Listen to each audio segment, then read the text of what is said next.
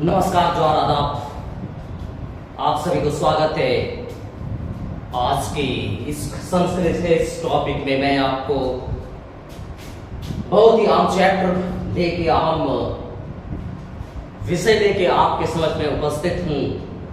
मैं हूँ Murmu sir, Murmu competitive world ग्रेडी में आप सभी को स्वागत है।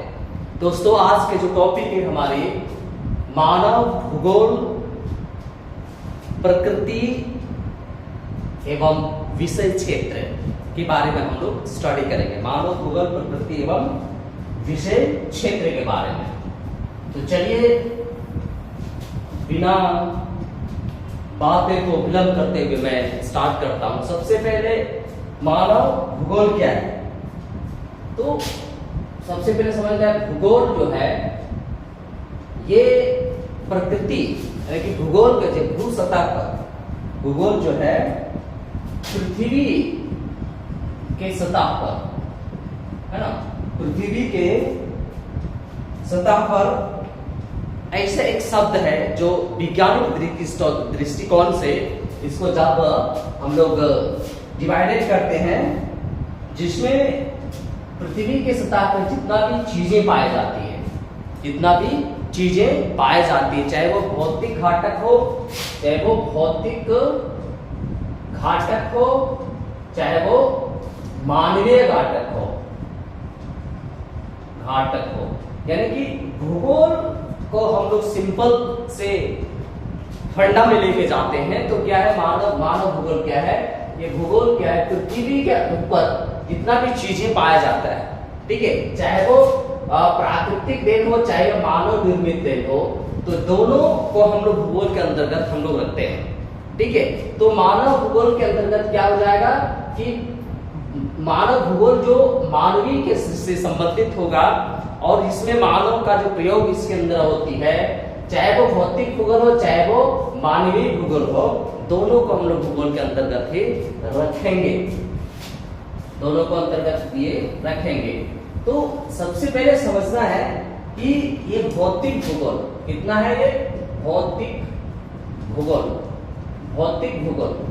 ठीक है। भौतिक भूगोल के अंतर्गत हम उन सारे वस्तुओं को हम लोग सम्मिलित करेंगे जो मानव ने निर्मित नहीं किया है, मानव के द्वारा इसका कोई निर्माण नहीं है, बल्कि इसका निर्माण किसने किया है? ये प्राकृतिक देन है। यानी कि प्राकृतिक देन को, प्राकृतिक देन का जो चीजें हैं वो चीजें हम लोग क्या बोलेंगे? यह भौतिक भूगोल के अंतर्गत चला जाएगा। ये कौन कौन आएगा? आपका पर्वत आएगा, मैदान आएगा, पठार आएगा, सागर आएगा, ठीक है। तो इतना समझना है कि मानव क्या बोलते हैं, भौतिक भूगोल वो प्राकृतिक देन होगी जो जिसका निर्माण मानवों के द्वारा नहीं की गई है, बल्कि ये प्राकृतिक ने खुद निर्माण किया है। जितना भी सारे चीजें वो मानव के द्वारा नहीं, बल्कि भौतिक यानी प्राकृतिक देन के द्वारा किया गया है, ठीक है। तो उसको हम लोग क्या बोलेंगे? ये भौतिक भूगोल। दूसरा स्टेप है मानव भूगोल, ठीक है। मानव भूगोल किसको कहेंगे? जो इस धरती पे, ये धरती के ऊपर मानवों ने निर्मित किया है, चाहे वो धरती के अंदर भी बनाया गया हो, चाहे वो पृथ्वी के ऊपर बनाया गया है। तो मानव निर्मित चीजों को हम लोग क्या बोलेंगे? ये हो गया मानव भूगोल के अंतर्गत चला जाएगा। जैसे हमने सड़क किसने बनाया? मनुष्य ने बनाया।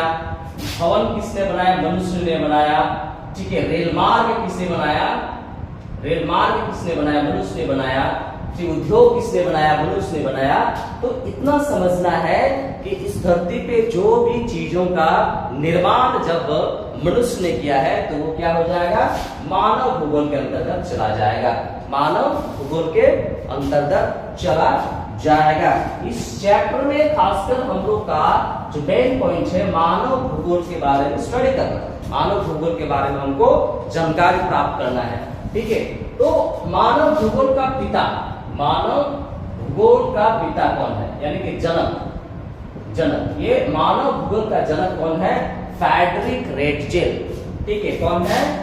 फ्रेडरिक रेटजेल, फ्रेडरिक रेटजेल, ठीक है। मानव भूगोल का पिता किसको क्या है? Friedrich Ratzel.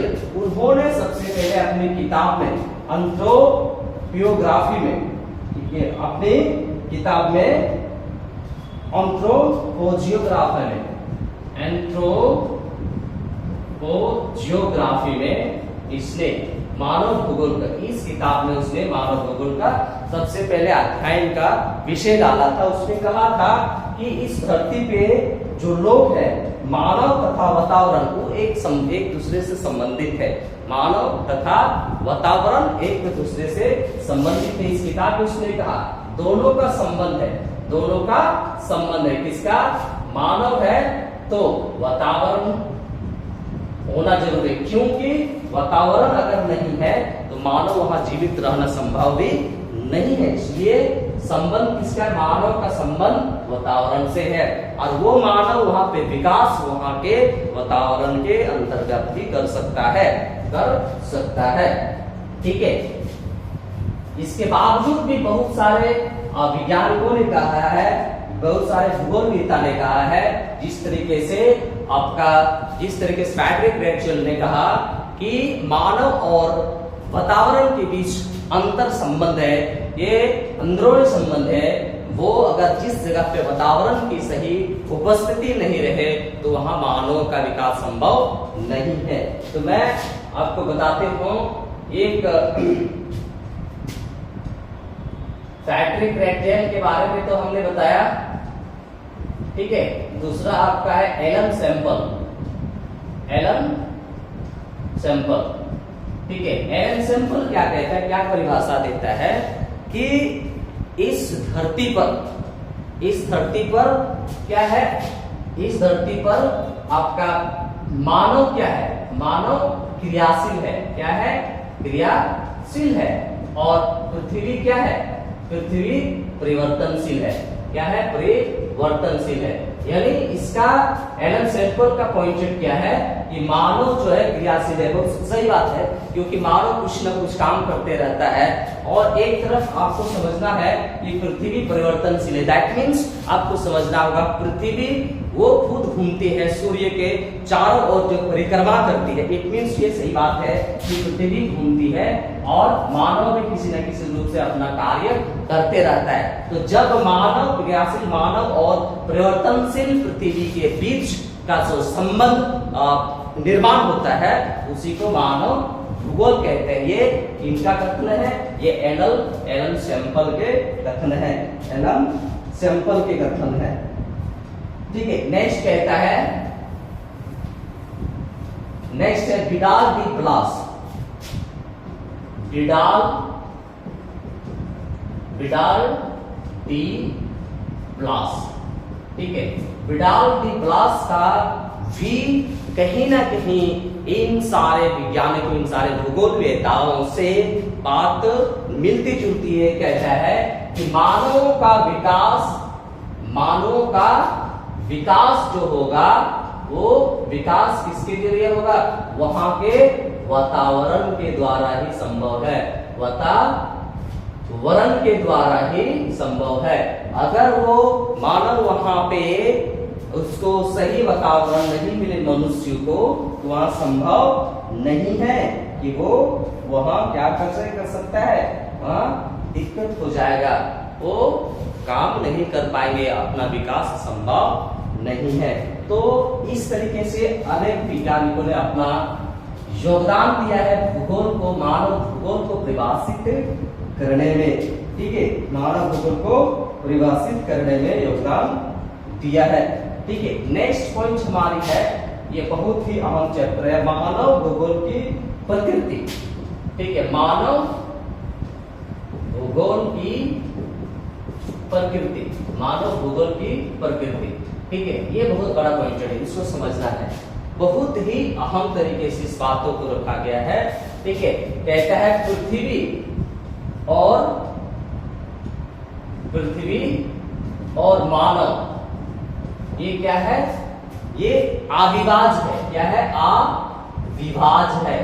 यानी कि हम पृथ्वी से मानवों को अलग नहीं कर सकते। सही बात है, अगर पृथ्वी जहां है वहां मानव है, और जहां पृथ्वी है वहां मानव का होना जरूरी है, क्योंकि अगर जहां पृथ्वी है और वहां मानव नहीं है तो कहीं ना कहीं दिक्कत है। इसलिए अगर वो खाली स्थान है, इस धरती पे बहुत सारे जगह खाली है, लेकिन मानव उस जगह पे गुजर सकता है, उस जगह पे जा सकता है। तो मानव जीवन के प्रकृति में क्या है कि पृथ्वी और मानव को हम लोग अलग अलग नहीं कर सकते, इसलिए हम मानव को और पृथ्वी को अलग अलग स्टडी नहीं करते हैं। ये बहुत बड़ा पॉइंट है, बहुत बड़ा पॉइंट है। ठीक है, नेक्स्ट पॉइंट हमारी है मानव का प्राकृतिकरण। मानव का प्राकृतिकरण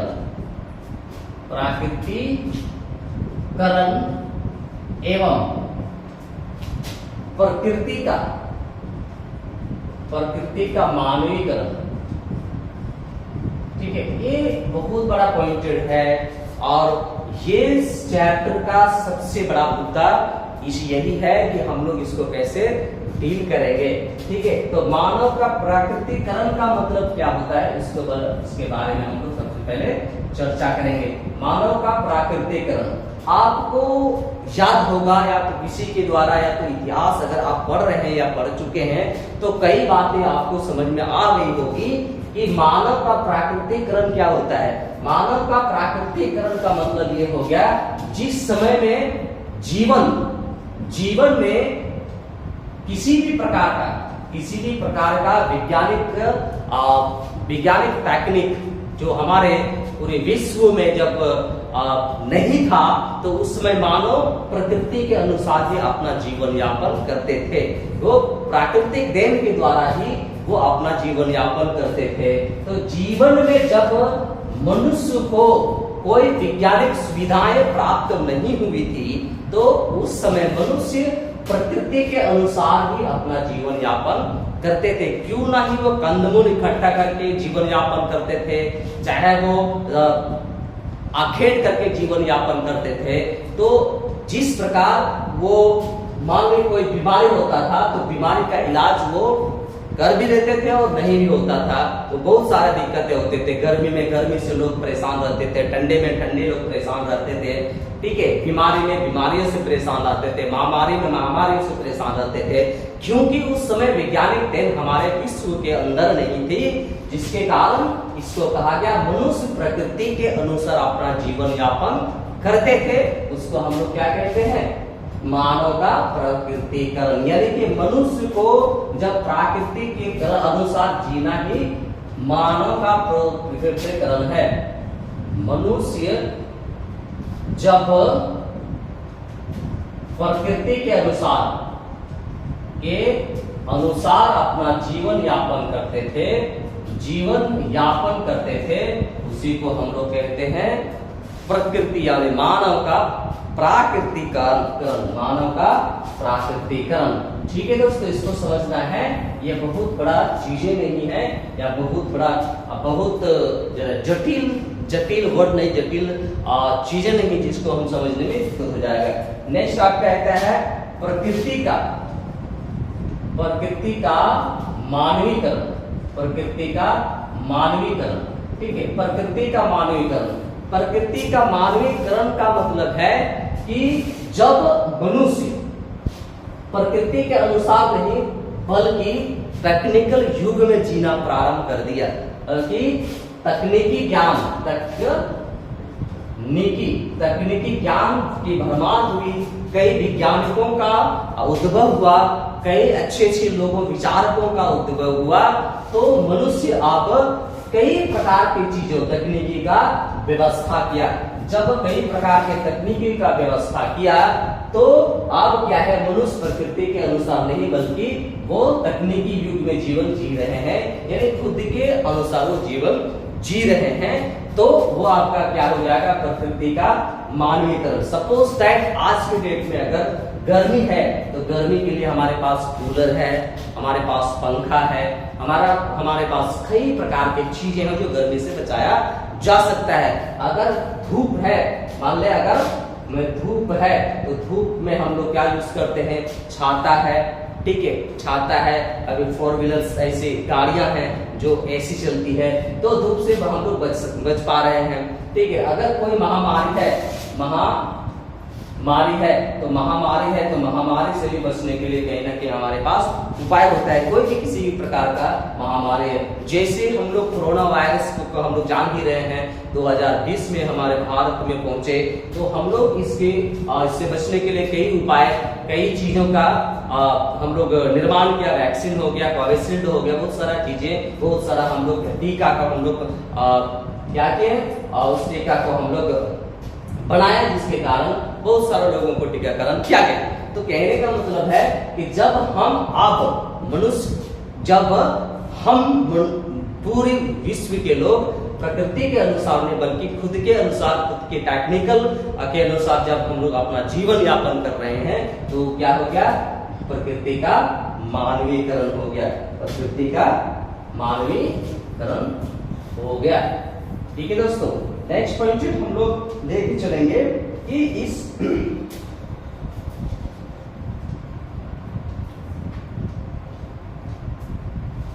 कि मानव भूगोल का क्षेत्र, मानव भूगोल का क्षेत्र, ठीक है। मानव भूगोल का कुल अगर क्षेत्र देखा जाए तो मानव भूगोल का कितना क्षेत्र है, मानव भूगोल का हमारे पास 6 क्षेत्र है, हमारे पास 6 क्षेत्र है, ठीक है। मानव भूगोल का क्षेत्र हमारे पास कितना है, 6 क्षेत्र है। जैसे सामाजिक भूगोल, सामाजिक हो गया, ठीक है, नगरीय हो गया, राजनीतिक हो गया, राजनीतिक हो गया, जनसंख्या हो गया, जनसंख्या हो गया, अधिवास हो गया, अधिवास हो गया, और आर्थिक हो गया, ठीक है। हमारे पास कितना क्षेत्र है, 6 क्षेत्र है, ठीक है। मानव भूगोल का क्षेत्र में हम लोग कितना 6 क्षेत्र को हम लोग स्टडी करते हैं, सामाजिक, नागरिक, राजनीतिक, जनसंख्या, अधिवास एवं आर्थिक। इसका कई उप क्षेत्र है, इसका कई उप क्षेत्र है। सामाजिक भूगोल के अंतर्गत अगर हम देखते हैं तो क्या क्या आपका रहता है, ठीक है, व्यवहारवादी भूगोल, सामाजिक भूगोल, संगठन भूगोल, ठीक है, चिकित्सक भूगोल, इस तरीके से कई उप क्षेत्र हमारे पास मौजूद है। तो इस तरीके से समझना है कि मानव भूगोल को 6 क्षेत्रों में डिवाइडेड किया गया, मानव भूगोल को 6 क्षेत्रों में डिवाइडेड किया गया है, ठीक है दोस्तों। नेक्स्ट जो 4 पॉइंट है वो भी अहम पॉइंट ही है, जो पॉइंट को हम लोग कर रहे हैं, मानव भूगोल की नवीन विचारधारा है, मानव भूगोल का नवीन विचारधाराएं, नवीन विचारधाराएं, ठीक है। इसमें हम लोग क्या कहते हैं, मानव भूगोल का नवीन विचारधाराएं। मानव भूगोल का कुल मिलाकर अगर देखते हैं तो 4 विचारधाराएं हैं, 4 विचारधाराएं हैं। कौन कौन विचारधाराएं हैं, कल्याणपरक भूगोल, पहला क्या है, कल्याणपरक भूगोल, ठीक है। कल्याणपरक भूगोल के अंतर्गत आपका क्या आता है कि मानव भूगोल का एक ऐसा उपागम जहां पे मानवीय समाज में मिलने वाले असमानताएं, ठीक है, कल्याणपरक भूगोल में, जिसमें ऐसे कैसे उपागम है कल्याणपरक भूगोल जो मानवीय समाज में होने वाले असमानताएं, यानी कि कहीं पे ज्यादा है तो कहीं पे कम है, कहीं पे गरीब है तो कहीं पे अमीर है, कहीं पे खाने के लिए नहीं बच रहा है तो कहीं पे फेंकने के लिए भी बच रही है। तो ये कल्याणपरक भूगोल यानी कि सामाजिक असमानताएं, ठीक है। सामाजिक असमानताएं के अंतर्गत हम उसको समझ सकते हैं कि असमानताएं का मतलब क्या है, वो पृथ्वी के भीतर भी हम लोग देख सकते हैं, मानव के भीतर भी हम लोग देख सकते हैं। कहीं अगर ज्यादा कोयला है तो कहीं कोयले नहीं है, कहीं खनिज संपदा ज्यादा है तो कहीं नहीं है। उसी प्रकार समाज में भी है कि कहीं अगर आपके पास खाने के लिए नहीं है तो कहीं किसी के पास रखने के लिए नहीं है। दूसरा सिर्फ आपका है मानवता भूगोल, मानवता भूगोल, ठीक है, मानवता भूगोल के अंतर्गत हम सिंपल सा आपको बता दे रहे हैं कि मानवता भूगोल में हम लोग जिस तरीके से हमने कहा कि स्थानिक डिफरेंसेस यानी कि स्थानिक अनुसार जो हमें अलग अलग चीजों का अलग अलग वितरण हमें प्रदान की जाती है, उसको हम लोग क्या कहते हैं, मानवता भूगोल कहते हैं। ठीक है, मानवता भूगोल कहते हैं। ठीक है, नेक्स्ट तीसरा पॉइंट में हमारा है वो है अमूल्यवाद में विचारधारा, मार्क्सवादी सिद्धांत। ठीक है, अमूल्यवाद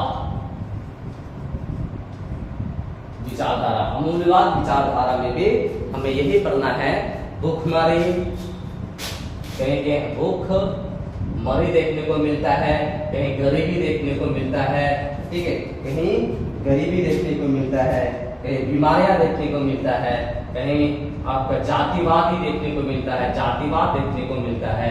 तो इन सारे पॉइंटों के बारे में जब हम अध्ययन करते हैं तो अमूल्यवाद विचारधारा कहा जाता है। ठीक है, नेक्स्ट आपका है नंबर 4 स्टेप में, ये आपका है व्यवहारवादी विचारधारा, व्यवहारवादी विचारधारा। ठीक है, व्यवहारवादी विचारधारा में भी आपको यही पॉइंट देखने को मिलेगा जो कहता है कि किसी भी स्थान के लोग जब उनसे हम लोग देखते हैं जाति के आधार पर, धर्म के